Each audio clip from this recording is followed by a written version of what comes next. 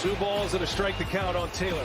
Reyes fires, swing and a drive, deep left field. It's his way back. Walk the ball. Let's Taylor.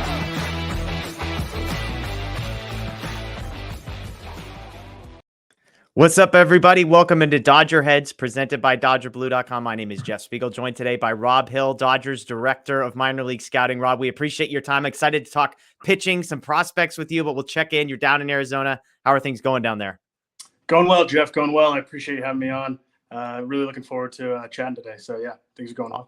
Awesome. Well, let's start where I'm guessing most stories about you start, which is your story, because it's a cool story. And I'll kind of summarize the pieces that I've read about and that I know about, and you can sort of fill in the gaps. But you're a pitcher in high school. You go pitch a little bit in college.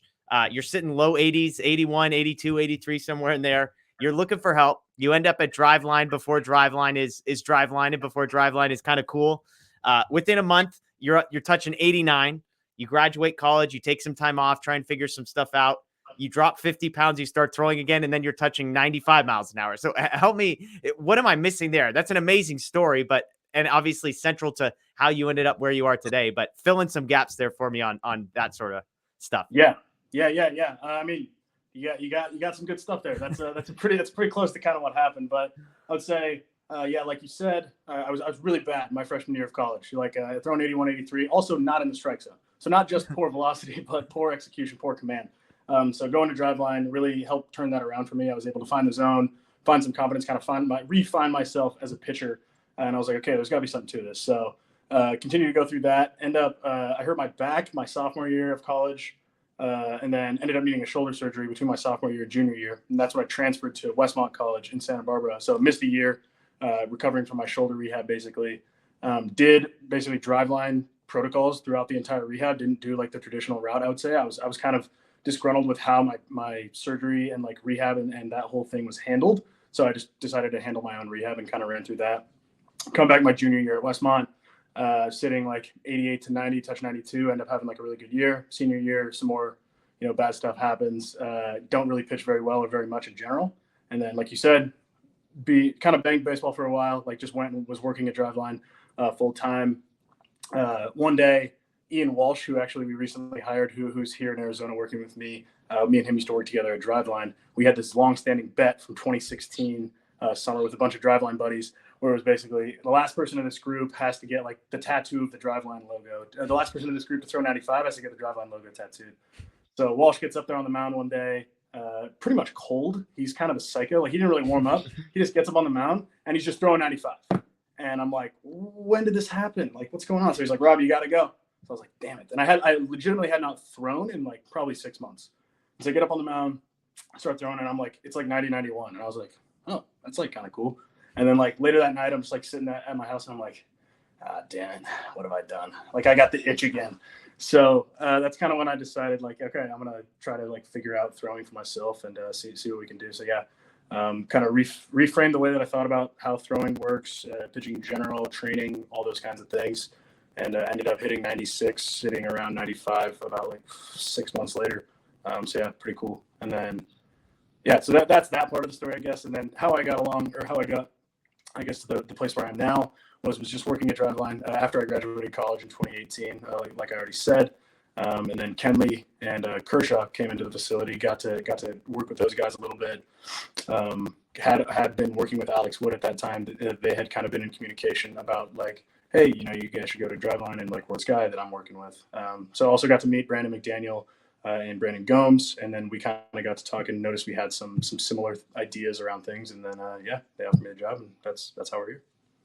Was it a hard decision for you, kind of deciding, do I stay on the Driveline side or do I go work for a team? Oh, definitely. Yeah, definitely. I mean, and it's something that, Driveline is constantly facing, is just like people wanting to go and, work for teams. Luckily, I was able to get what's called like a split deal, basically. So I still am technically somewhat employed by Driveline to help out with certain things, consulting wise. Not too much during the season, obviously, but we'll do a little bit here and there for them. So I still have somewhat of a role there, but obviously most of my time is spent here with the Dodgers. And when guys hear your story, I mean, I imagine that adds some credibility to the stuff that you're teaching them when you can tell them like, hey, I was sitting 81, 82, and then all of a sudden I'm throwing 96, 5 or 6 years later. Yeah. I mean, that's definitely the hope. That's definitely the hope, because like, I had this thought. I was just like, okay, like I figured out how to throw like 90 92. I'm pretty confident in my ability to like help other guys learn to throw 90 92. And then I'm sitting there thinking like 90 92 is not very good. Like I think like I don't know how to get someone to throw 95. Like I don't. Like I could get lucky, but I would really like to iron out the different pieces for myself so then I can help other people. Like there's this quote that I like that's basically like, how can someone who can't help themselves help others? And it's like, suppose I have the key to your chains. Like, why does my lock and your lock have to be the same? So it's like, yeah, sure, there's different locks, but I think that being able to unlock certain things with people is important. So Yeah, absolutely. Well, cool. Well, before we go here, I wanted to ask you a few philosophical pitching organizational questions and then fire through a bunch of sort of the younger guys the Dodgers have coming up through the system and get your thoughts. But let's start on the big picture side of things. You're part of an organization that I think is widely viewed as the best when it comes to player development. And obviously you're sort of right in the middle of that. And the simple way to ask this question is what makes the Dodgers so good? Like what makes you guys on the pitching side specifically, because that's where you live, and maybe you can speak a little to the offensive side too, but it just seems like every single year you guys are finding diamonds in the rough and developing them in a way nobody else is. Is there magic? Is there a secret sauce to that? Like what's the key? I mean, I've answered this question different times, and I think it's a somewhat similar answer. Number one, it comes down to the people. Like the people that you hire, the people that you bring in, the people that are helping to drive the message that we want is always the number one thing. And what that has done is allowed us to create like a collaborative culture where we truly value the opinions of other people, whether that be, a first year coach or someone who's been in the organization for 30 years. And we kind of mix all those things into a pot and come out with the best possible result like, for the player. So that's one big piece of it is the collaboration and the people. And then I would also say just like, honestly, obsession and like willing to take on risk, right? Where it's like, okay, this is, okay. And like optimistic thinking where it's like, okay, if we get this guy to throw X amount harder, like we see that projecting as like, oh, that could like be like pretty good. It's like, we might as well try it, it's kind of this like, why not us? We see something that we like and we go for it, so I would say like obsession with like being great as well as just like the give a shit factor of like truly caring about each individual player as an individual and then like diving into all those guys as like who they are effectively. Yeah. Yeah. Awesome. Well, one thing on the pitching side specifically, I wanted to ask you about when it comes to that is there sort of seems to be a debate in pitching circles right now when it comes down to stuff versus command and what are you looking for, that kind of thing. And people seem to be debating which is easier to develop, which can you teach and which can't you teach and which is harder to teach, that kind of thing. How do you personally navigate that? Yeah. I mean, like you said, it's constantly a debate with who doesn't matter who you're talking to in the pitching world. It could be some random guy on Twitter. It could be my dad. It could be whoever. But at the end of the day, obviously, both things are very important, right? If you want to be a top, like when we're trying to develop top level major league pitchers, they're going to need to have both to a certain extent, especially at start, right? So I would say like I don't really fall on either end of the spectrum. It's kind of goes back to that individual approach. It's like, okay, so and so has a really good fastball and a really good slider and a really good changeup metrically, right? Like on the stuff like perspective, but they don't throw nearly enough strikes or they only throw strikes with one of those pitches. Like, how can we improve that, right? So I think that my personal opinion is that it's easier to develop stuff. And like we've seen that over the past few years in the major leagues, right? Like teams getting TrackMan, Repsodo, and all these things. And it's like, oh, one guy makes one tweak to one pitch and he's just like significantly better, right? So I think like developing stuff, especially with those supremely talented players, is an easier thing. Command is one of those things where I think a lot of people say, you can't develop command. It's an inherent skill. It's XYZ. And I would pose like that. We just haven't figured out how to do it yet. That's kind of my argument is that like, I think that there are very few skills on the planet that you can't improve at except like height, right? Like I'm barely 6 feet tall, probably not going to be an NBA guard. So like that probably isn't developable, but I think that like the ability to execute a task more repeatedly is like very much the right, like something that you can improve upon. It's just like, I don't think enough people know exactly how that is to be done yet. So yeah.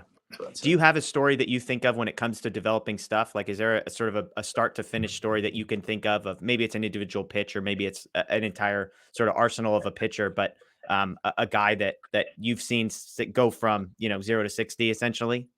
Yeah. I mean, I think I have a ton of examples of that. One that comes to mind just because it's kind of fresh in my mind is Ben Kasparius. So this year, obviously he came to us. He had some good constituent parts. Like he had a good fastball. the ability to spin the ball was above average just in general. So like overall relatively high spin rates. But he kind of just had like some pitches that were a little bit in between. So I think we kind of helped him harness the shape of his slider as well as like his changeup and his fastball, and kind of just, instead of having just like a blah everything, like everything's kind of good, or like one pitch is kind of good and the other ones are kind of okay. Now it's just like he has like 3 pitches that are actual weapons for him, just like have been drastically improved. And he's the kind of guy that like you want to have. It's like he already competes like an absolute badass. Like he's in the zone, he works his ass off. And it's like he has this raw ability now. Like let's just like refine it a little bit, and he's just really taken off. So, Is that? I mean, it seems like an obvious question, but the sort of how much does a guy care? How willing is a guy to work? I imagine that is way more important to you guys than maybe the scouting community sometimes make it seem like it is. No, I think that it's one of the most important things for sure, because it's like we feel that we have the tools to make virtually any pitcher on the planet better, and if those pitchers are just as invested as we are in their development, which almost all of them are, then why not? Yeah, I think that it's one of the most important attributes that a guy can have for sure. Okay, one last question on the big picture stuff, and this goes back to sort of last year's draft and Dodgers organization. There seemed to be a philosophical decision that was made ahead of time of the type of guys that you were looking for. First of all, as a pitching guy, I imagine, let me just ask this on the side. How pumped were you that like every single pick you guys made was a pitcher? That's got to make you happy, right? Incredibly pumped. Yeah, I actually was fortunate enough to be somewhat involved with the draft too. So it was fun to kind of like sift through all the guys and kind of help out with that process. So then you could probably speak directly to this then. There was an emphasis that you guys made on picking guys that throw 4-seam fastballs up in the zone, get swings and misses. It seems like that's where baseball is headed. You watch the way the game is played at the major league level. I'm curious to hear from you. Why is that such an important thing? Like, I can't imagine it was just coincidence that basically every guy you drafted had an up at the top of the zone fastball that got swing and miss. So why is that so important? Yeah, I think it's important for obviously what you kind of said. Like it's one of the pitches that can help generate miss, of course. But I also think that there's something to just like the inherent quality of the guys' throws, like their ability to throw the ball, that also shows the potential capability to do other things, right? Where it's like, okay, hey, this guy has this good 4-seam, but we kind of see some things maybe in his mechanics or the way his hand like works on the ball, that he could also do this. He could also do this. Like, so yeah, it's kind of like they have that sort of wow factor with that one specific pitch, but that doesn't necessarily mean that that's going to be their identity for their entire career. I think it was honestly somewhat more coincidental than anything else. But that is funny that you bring that up, because I had thought about that, but not like, oh wow, like other people really know just the same exact thing, Yeah. But yeah, because there are guys, right, like who pretty much had a similar profile as that aren't doing that now, so it kind of is gonna, it's always gonna depend. But yeah, it's a good question. I could just to further that, like I am unbelievably excited about the 2021 draft class. Like those guys are like to a man, like even the undrafted guys that we picked up and just they've been incredible to work with, every single one of them. So let me ask one follow-up, because this is something I've wondered. And obviously the draft has gotten much shorter.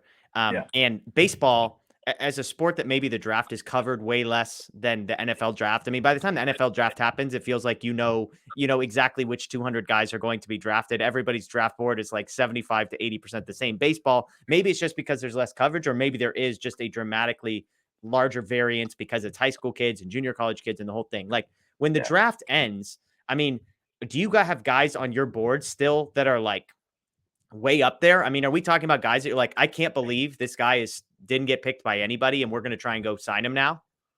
I don't know. I honestly don't know exactly what was like left, I guess. I don't really necessarily know. I can imagine like to a certain extent, because I mean, there's guys that we got as undrafted guys who like have some wow attributes that maybe like they didn't get seen enough by other teams, or maybe whatever, for whatever reason. And it's like, yeah, I mean, why not take a chance on that guy? This is me thinking in retrospect. I obviously don't know the exact context, but like thinking about the guys that we did pick up after the fact, it's like, okay, yeah, that makes some sense for sure. Cool. Well, let me end here I got a bunch of names here, guys that are sort of prospects, various ages, various closeness to the major league level. So we can go rapid fire here. I'll say a name and then you kind of just tell me sort of a blurb about the guy. But we'll start with the guy who's pitching for the Dodgers right before we record this, or right after we record this, Ryan Pepiot. We've heard about the changeup. From your perspective, kind of what's Pepiot's ceiling? Oh, geez. Infinite. That's all I got. I mean, Pep is everything that you want in a starting pitcher. He's got the durability, he's got the mind for it, he's got the skill set. He can do anything that you want. Fierce competitor, Yeah, I mean, I think Pep can be a huge impact player for us for a long time. Okay. Next one, Michael Grove, another guy that I've gotten a pleasure of interviewing on here. He's got a story, roller coaster of the last 3 or 4 years. Feels like the last 6 to 9 months, though, something has changed. Something has clicked with him. Is that sort of a fair assessment? 100%. Yeah, 100%. And I said this to, I was talking to Pepiot, our guy with the Athletic. Like, Michael is probably the most mentally strong player I've ever encountered in my entire life, and also one of the most skilled in terms of making adjustments with his body.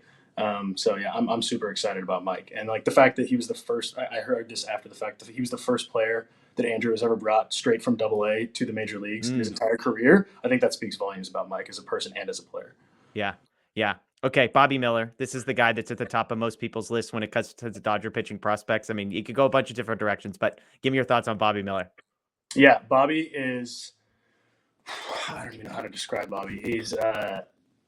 Bob is one of the guys who I'm probably the closest with, I would say, out of our arms. He was one of the guys who came to the alternate site in 2020 after he got picked up.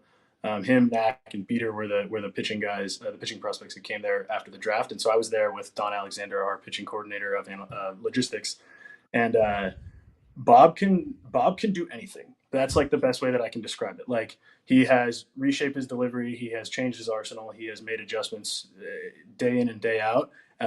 Consistently the hardest working guy, sets a great example for the other guys. Like, he's everything that you could ever want in a first round pick, because everyone looks to him and wants to know what Bobby's doing, and wants to almost be like him. Like, they look up to him and they're a year younger than him. So like, he's obviously a great pitcher. He's also a great leader on and off the field. So It's awesome. Is there something that needs to sort of like what needs to happen for him to make the next step and to sort of be the next guy behind Grove and Pepiot to make his major league debut? yeah, I mean, I think it's just like the putting together the consistency with the outings. We've seen some really good things this year. Obviously, he's had a little bit of bad luck here and there, maybe misexecuted a few pitches, but in our mind, that's all part of the process for him, because we know that we obviously know his ceiling. We know what he can do. It's just a matter of the consistency with it, and just like anybody else, there's going to be growing pains. But I think that he's on the right track, to say the least. Okay. These are not in any particular order, but next up, guy on my list, Nick Nastrini. Fascinating story. You want to talk about the draft class, a guy that, fell a few rounds, and now you look at, the way that some people evaluate the Dodger system, he's way higher than people would have had him a year ago. What clicked for him? I mean, 30 strikeouts in 13 innings last year. So that's pretty ridiculous.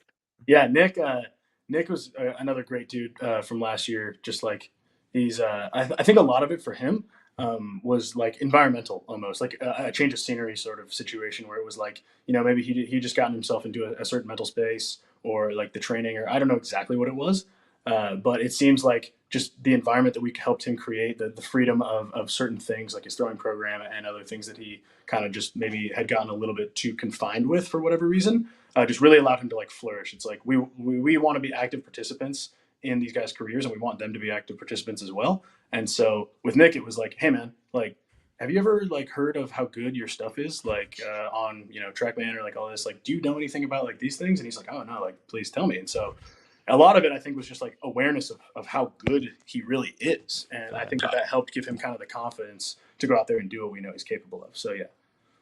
Okay. First guy last year, Maddox Bruns. I was reading a Keith Law piece on him. Said despite being 19 years old, he has the stuff to be one of the top pitching prospects in the minor leagues. For a 19-year-old to have Keith Law writing that about you, that's pretty impressive. What stands out about him in your mind? Yeah, Maddox is first and foremost, like, he's brilliant. I think that he is really, really smart.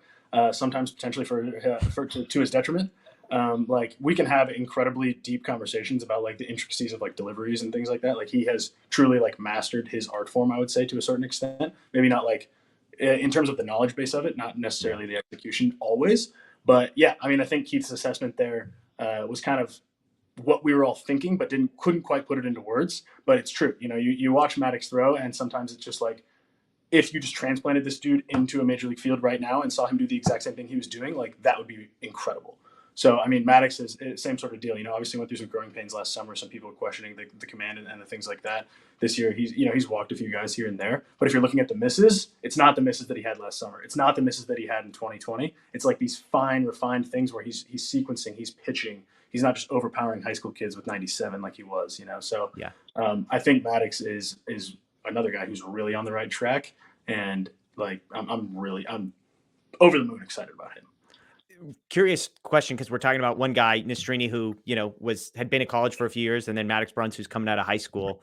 Yeah. And not to say that just give up, would ever got given up on, but I mean, how quickly do you know? And maybe it's different between a high school kid and a college kid, but how quickly do you know, like, whether or not this is going to work out or not? Would you say? I don't really know. I think it would depend on the reason. I'm someone who's pretty anti like narrative creation or like judging of a player, because like my philosophy is like these guys are big leaguers until they prove to us that they're not. Like that's how I want us to approach going through every day, like with the guys, is like, hey, 25-year-old guy who's in Arizona, like you could be a big leaguer if we figure out a couple things. Like who knows? At the end of the day, like who knows, right? Yeah. So I would say that's a really hard question. My like rough assessment would probably be like 2 years, maybe 3 years, kind of for a high school guy. Yeah. And then maybe college a little bit like sooner. But I still don't. I can't say that I've necessarily even made that sort of declaration about like almost anybody. Okay. Yeah. Makes sense. Okay, 4 more names for you. Landon Knack. This is a guy that you mentioned earlier, is a guy who a couple years. I feel like when I'm following some of the stuff, and I'm imagining you guys are not reading the stuff that's out in the media about the Dodger farm system. I don't know, maybe you are, but to me, he's the guy that I feel like nobody ever talks about. I was looking him up. 100 strikeouts and 11 walks in across his minor league career. I mean, that's ridiculous in 2 years. What's the story with Landon Knack? Yeah, Landon is.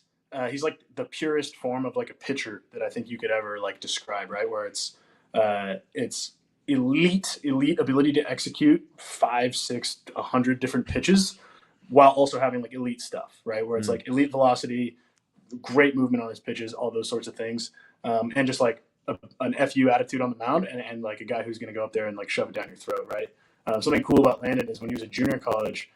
His first couple of years, I believe, he was he was a two-way guy, and he would throw, in the mid 80s, maybe touch like upper 80s sometimes, and then figured some stuff out with his delivery, and then just like started throwing 97, and it like didn't ever lose any command. If anything, his command got better as he threw harder. So I think that's like a cool sort of story where it's like, I remember asking him like, Landon, tell me like your story of like gaining all this velo, and he's like, oh yeah, just like started throwing way harder because like whatever, and like yeah, I didn't really lose any command. I was like, fantastic, sounds good, like makes sense why you're so good. So yeah, I mean. It's almost an embarrassment of riches to a certain extent, where it's like Landon Knack is a major league pitch executor yesterday, where it's just like he just needs to continue to do what he does. Yeah. Okay. One last guy that's in that group, and then 2 other names. Clayton Beeter, 2nd rounder, 2020, electric stuff. I know on the outside the debate is starting pitcher, relief pitcher, that kind of thing. Has made 7 starts this year. What can you say about him? And then maybe just big picture, like with a guy that like him or like somebody else, how do you evaluate starter versus reliever type decisions? Yeah. So Beats is, I would say, one of the most unique individuals that we have, in that he is very analytically minded, but he doesn't like to think analytically necessarily all the time, because he doesn't want him to get in way of himself competing. And I think that is like one of the coolest things about Clayton is he's brilliant, but he knows how to distinguish between like think about stuff time and go time. Obviously, like you mentioned, he has the elite stuff, the 4-seam, the slider, the curveball, the interesting, unique delivery. And I think that some people are too quick to jump to that conclusion sometimes about like, is he a starter, is he a reliever based on like XYZ. I think with last year, kind of the sort of plan we had for him and a couple other guys was like, scheduled outings every 3 or 4 days. And then just kind of like do that through the whole year to just like help him like stay healthy, basically, because we didn't feel that like putting him in the pen made sense. And also like now the rotation didn't make sense either, just because of the part that he was built up at that point. And that ended up being great for him, right? Like he made it through the whole year, didn't have a single hiccup, was like throwing 98 in his last outing, like the whole gig. So it's another situation where, kind of like I said earlier, like these guys are big leaguers until they're not. It's a similar thing with Clayton for me, is that like, why can't Clayton be a starter? He's proving that he can go 5 innings. He's proving that he can be healthy through an entire season of throwing every 3 days. So like, why not? Like it's another like one of those things where it's like he's a starter until he's not, to a certain extent. So because I mean his stuff's good enough, he can turn over a lineup. Like he's added a cutter this year. Like there's all sorts of things that he can do. So does it make it harder or easier to evaluate these guys when you consider that we just listed off like 7 dudes who are all, like the ceiling on these guys is ridiculous? Yeah, I mean definitely makes it harder. But that's also like the point to a certain extent, where it's like our job at the end of the day in player development isn't to necessarily decide who's going to be like the next good guy. It's to give every single guy all the opportunities to be that guy. It's to give every single guy the tools that they need to perform at their highest level, and then may the best man win. Like that's ideally how it should work to a certain extent. Love it. Okay, two more. Kyle Hurt, local kid, comes over with Alex Vesia from Miami.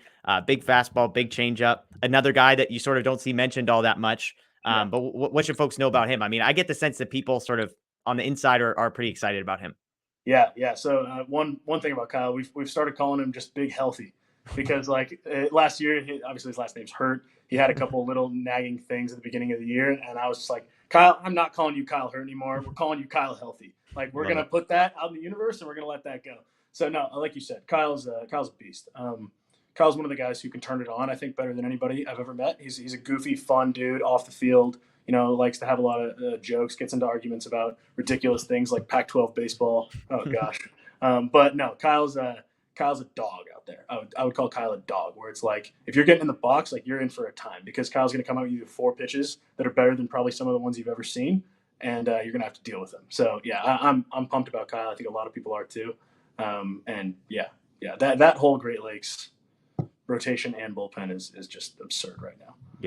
Yeah. Okay, last one. This is a name that I wasn't super familiar with, but Fangraphs just popped this guy pretty high up on their list.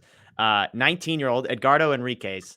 I might have hopefully I didn't mispronounce his name too badly, but what can you tell about? I mean, he was not on my radar. International free agent, again, 19 years old, but again, this is one of those guys that sort of people that talk to people. It seems like the buzz is starting to grow a little bit.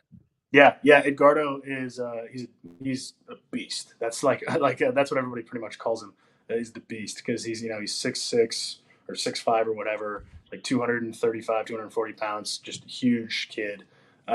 Huge fastball. Will routinely touch up to 100, 101.